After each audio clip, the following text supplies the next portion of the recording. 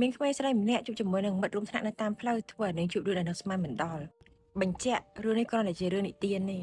មានក្មេងស្រីម្នាក់ឈ្មោះថាម៉ាអ៊ីនាងកំពុងតែដើរទៅរៀនដូចរាល់ដងនៅតាមផ្លូវស្រាប់តែនាងសម្លឹងទៅឃើញក្មេងស្រីម្នាក់ពីចម្ងាយនាងដឹងព្រាមថាក្មេងស្រីម្នាក់នោះគឺរៀនសាលាជាមួយនឹងនាងព្រោះតែឯកសណ្ឋានរបស់ពួកគេគឺដូចគ្នា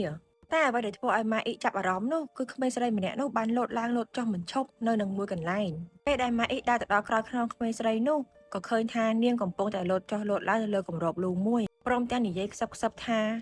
ទី3ទី3ទី3ម៉ាអ៊ីក៏បានមើលទៅក្មេងស្រីនោះយ៉ាងឆ្ងល់ថានាងកំពុងតែធ្វើអីហ្នឹងលោតផងនិយាយម្នាក់ឯងផង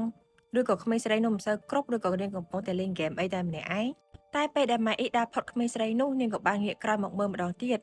ក៏ធ្វើឲ្យនាងស្គាល់ភ្លាមថាក្មេងស្រីម្នាក់នោះគឺជាហារុកុមិត្តរួមថ្នាក់របស់នាងហារុកុគឺជាក្មេងស្រីម្នាក់ដែលចូលចិត្តកាយវិការចម្លែកចូលចិត្តនៅស្ងៀមស្ងាត់មិនសូវមាត់មិនសូវកនិងមិនសូវរាប់អានមិត្តភក្តិនោះទេអញ្ចឹងហើយមិត្តភក្តិនៅក្នុងថ្នាក់តែងតែនាំគ្នាប៊ូលីនាងជួនកាលមិត្តរួមថ្នាក់នាំគ្នាមិននិយាយរកហារុកុធ្វើដូចជានាងគ្មានវត្តមាននៅក្នុងថ្នាក់ជួនកាលពួកគេនិយាយឌៀមដាមនិងហៅហារុកុដោយពាក្យអសុរោះផ្សេង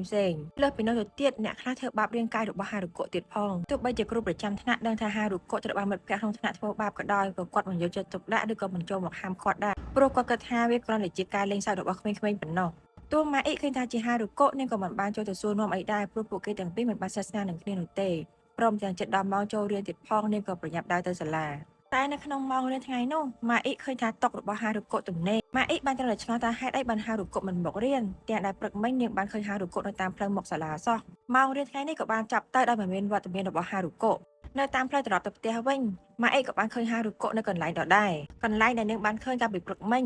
ហារុកុនៅតែលោតចុះលោតឡើងនៅលើគម្របលូដដែលនោះនៅលើមុខរបស់ហារុកុមានស្នាមញញឹមចម្លែកហើយនាងបាននិយាយតិចតិចថាទី9ទី9ទី9ដោយទុកការសង្ស័យលែងបានម៉ាអ៊ីក៏បានដើរទៅជិតហើយសួរថាឯងកំពុងតែធ្វើអីហ្នឹងតែហារុកុមិនតបនោះទេនាងនៅតែនិយាយជាមួយខ្លួនឯងថាទី9ទី9ម៉ាអ៊ីក៏បានស្រែកសួរម្ដងទៀតរៀងខ្លាំងយើងសួរថាឯងកំពុងតែធ្វើអីហ្នឹងតែនៅតែគ្មានចម្លើយពីហារុកុនាងមិនចាប់អារម្មណ៍ធ្វើដូចជាមិនឃើញម៉ាអ៊ីរយៈពេលច្រើនឆ្នាំដែលរៀនជាមួយគ្នាមកម៉ាអ៊ីមិនដែលស្អប់ឬក៏ធ្វើបាបហារុកុខ្លាំងដូចមិត្តភក្តិដទៃទៀតនោះទេគ្រាន់តែពេលខ្លះនាងចូលរួមសើចចំអកហារុកុនៅពេលដែលត្រូវគេធ្វើបាបប៉ុណ្ណោះតែពេលនេះម៉ាអ៊ីមានអារម្មណ៍ថាខឹងយ៉ាងខ្លាំងដែលហារុកុហ៊ានប្រងើយកន្តើយមិនឆ្លើយសំណួររបស់នាងធ្វើដូចជានាងគ្មានរូបរាងម៉ាអ៊ីក៏បានសួរទៅហារុកុម្ដងទៀតទាំងមួម៉ៅមិនលឺយើងសួរទេអីប្រាប់យើងភ្លាមថាឯងកំពុងតែលេងហ្គេមឈួតអីប្រាប់យើងព្រាមបើមិនចង់ជឿខ្លួនហារុកុនៅតែធ្វើមិនដឹងមិនលឺមិនឆ្លើយតបទោះបីជាម៉ាអ៊ីគំរាមធ្វើបាបក៏ដោយហារុកុនៅតែលោតលេងសប្បាយនៅលើគម្របលូនោះជាមួយនឹងស្នាមញញឹមព្រមទាំងរាប់លេខដដែលទី9ទី9ទី9ដូចជាកំពុងតែលេងហ្គេមអ្វីសប្បាយអញ្ចឹងហើយតុកកំហឹងលេងបានម៉ាអ៊ីក៏បានច្រានហារុកុមួយទំហឹងរហូតដល់ហារុកុដួលអុកគូត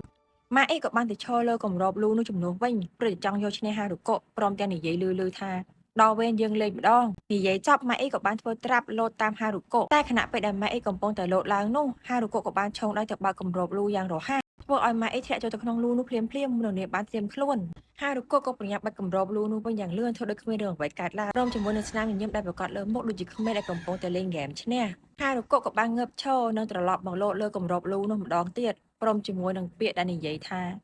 ទី10ទី10ទី10ហើយអ្នកទាំងអស់គ្នាគិតថាលេខដែលហារុកុរាប់នឹងមានន័យថាម៉េច